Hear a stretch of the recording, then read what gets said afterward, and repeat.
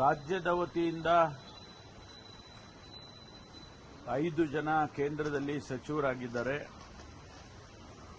ಮೊದಲನೇದಾಗಿ ಅವರೆಲ್ಲರಿಗೂ ಕೂಡ ಅಭಿನಂದನೆಯನ್ನು ಸಲ್ಲಿಸುತ್ತೇನೆ. ರಾಜ್ಯದ ಪ್ರತಿನಿಧಿಗಳಾಗಿ ಅನೇಕ ಜ್ವಲಂತ ಸಮಸ್ಯೆಗಳು ರಾಜ್ಯದಲ್ಲಿ ಕೇಂದ್ರ ಸರ್ಕಾರದಿಂದ ಆಗುವಂತದ್ದು ಇದ್ದಾವೆ.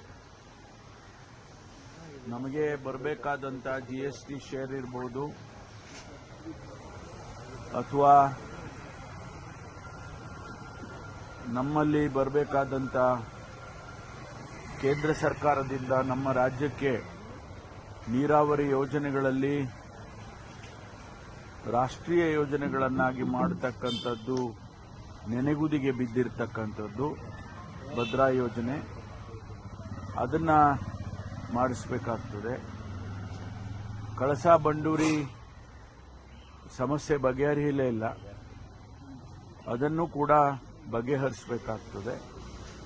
ಮತ್ತು ಮೇಕೆದಾಟು ಯೋಜನೆಗೆ ಅನುಮತಿಯನ್ನು ಕೊಟ್ಟು ಅದನ್ನು ಚಾಲನೆ ಮಾಡಬೇಕಾಗ್ತದೆ. ಈ ರೀತಿ ಅನೇಕ ಸವಾಲುಗಳು ಅವರ ಮುಂದೆ, ಈ 5 ಜನರ ಮುಂದೆ ಇರುತ್ತೆ. ಹಾಗಾಗಿ ನನಗೆ ವಿಶ್ವಾಸ ಇದೆ, ಅವರು ಇದನ್ನ ಆದ್ಯತೆ ಮೇಲೆ ತೆಗೆದುಕೊಂಡು ಪ್ರಧಾನಮಂತ್ರಿಗಳಾಗಲಿ ಅಥವಾ ಸಂಬಂಧಪಟ್ಟಂತಹ ಸಚಿವರುಗಳಾಗಲಿ ಅವರುಗಳ ಜೊತೆಯಲ್ಲಿ ಚರ್ಚೆ ಮಾಡಿ ಬಗೆಹರಿಸತಕ್ಕಂಥ ಪ್ರಯತ್ನವನ್ನ ಈ 5 ಜನರು ಮಾಡ್ತಾರೆ ಅಂತಕ್ಕಂಥದ್ದನ್ನ ಮಾಡ್ತಾರೆ ಎನ್ನುವಂಥ ವಿಶ್ವಾಸವನ್ನ ನಾನು ಇವತ್ತು ಹೊಂದಿದ್ದೇನೆ. ಮುಂದೆ ಏನಾಗುತ್ತೆ ಕಾದು ನೋಡಬೇಕಾಗುತ್ತೆ.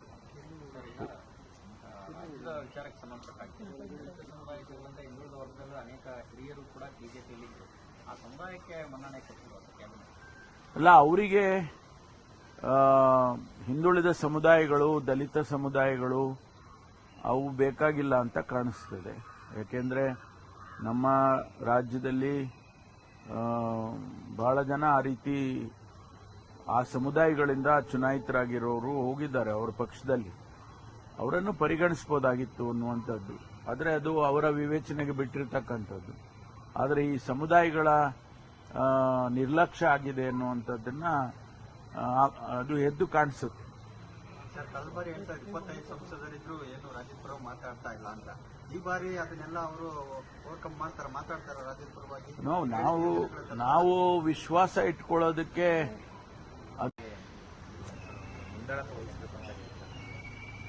ಎಲ್ಲ ಗೊತ್ತಿಲ್ಲ ನನಗೆ.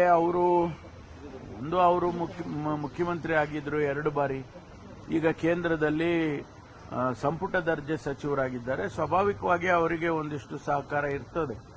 ಅದನ್ನ ಉಪಯೋಗ ಮಾಡಿಕೊಂಡು ರಾಜ್ಯದ ಹಿತವನ್ನು ಕಾಪಾಡಬೇಕು ಅನ್ನೋದು ಅಷ್ಟೇ ನಮ್ಮ ಅಭಿಲಾಷೆಗಳು. ಅದು ಮುಂದೆ ಹೇಗಾಗುತ್ತೆ ಅಂತ ಕಾದು ನೋಡೋಣ.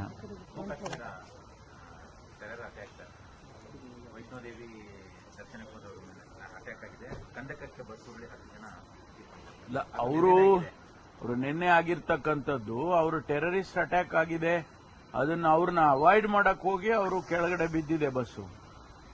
ಇಲ್ಲದೆ ಹೋದ್ರೆ ಬಹುಶಃ ಟೆರರಿಸ್ಟ್ಗಳು ಅವ್ರ ಮೇಲೆ ಫೈರ್ ಮಾಡ್ತಿದ್ರು ಅಥವಾ ಸಾಯಿಸ್ತಾ ಇದ್ರು, ಏನು ಗೊತ್ತಿಲ್ಲ. ಆದ್ರೆ ಅವ್ರನ್ನ ಅವಾಯ್ಡ್ ಮಾಡೋದಕ್ಕೆ ಹೋಗಿ ಬಸ್ಸು ಕೆಳಗಡೆ ಬಿದ್ದು ಸತ್ತಿದ್ದಾರೆ. ಇದು ದುರದೃಷ್ಟಕರ. ಅದು ಕೂಡ ನಿನ್ನೆ ಕ್ಯಾಬಿನೆಟ್ ಎಕ್ಸ್ಪ್ಯಾನ್ಷನ್ ಸರ್ಕಾರ ಮಾಡುವಂತ ಸಂದರ್ಭದಲ್ಲಿ ಆಗಿದೆ ಅಂದ್ರೆ ಎಲ್ಲೋ ಒಂದ್ ಕಡೆ ಸೆಕ್ಯೂರಿಟಿ ಲ್ಯಾಪ್ಸಸ್ ಆಗಿದೆ ಅಂತ ಹೇಳಿ ಕಾಣಿಸುತ್ತೆ. ಝೀರೋ ಟೆರರ್ ಅಟ್ಯಾಕ್ ಆಗಿದೆ 10 ವರ್ಷದಲ್ಲಿ ಅನ್ನುವಂಥ ಹೇಳಿಕೆಯನ್ನು ಬಿಜೆಪಿ ನಾಯಕರು ಕೊಡ್ತಾ ಇದ್ದಾರೆ. ಖರ್ಗೆ ಅವರು ಕೂಡ, ರಾಹುಲ್ ಗಾಂಧಿ ಅವರು ಕೂಡ ಇಲ್ಲ, ಅವರು ಕಳೆದ 10 ವರ್ಷದಿಂದ ನಾವು ಜಮ್ಮು ಅಂಡ್ ಕಾಶ್ಮೀರವನ್ನ ಸುರಕ್ಷಿತ ಪ್ರದೇಶ ಮಾಡಿದ್ದೇವೆ ಅಂತ ಹೇಳಿ ಹೇಳ್ಕೊಳ್ತಾ ಇದ್ರು. ಯಾವ ಟೆರರಿಸ್ಟ್ ಅಟ್ಯಾಕ್ ಇಲ್ಲ ಮತ್ತು ಯಾವುದೇ ಮಿಲಿಟರಿ ಆಪರೇಷನ್ಸ್ ಇಲ್ಲ, ಬಹಳ ಶಾಂತಿಯಿಂದ ಇದೆ ಹಾಗೆ ಅಂತ ಹೇಳಿ ಹೇಳ್ತಾ ಇದ್ರು.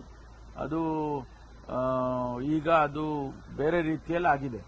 ಮತ್ತೆ ಟೆರರಿಸ್ಟ್ಗಳು ಅವರ ಆಕ್ಟಿವಿಟೀಸ್ ಅನ್ನ ಪ್ರಾರಂಭ ಮಾಡಿದ್ದಾರೆ ಅನ್ನೋದು ಇದರಿಂದಾನೇ ಕಾಣಿಸುತ್ತೆ.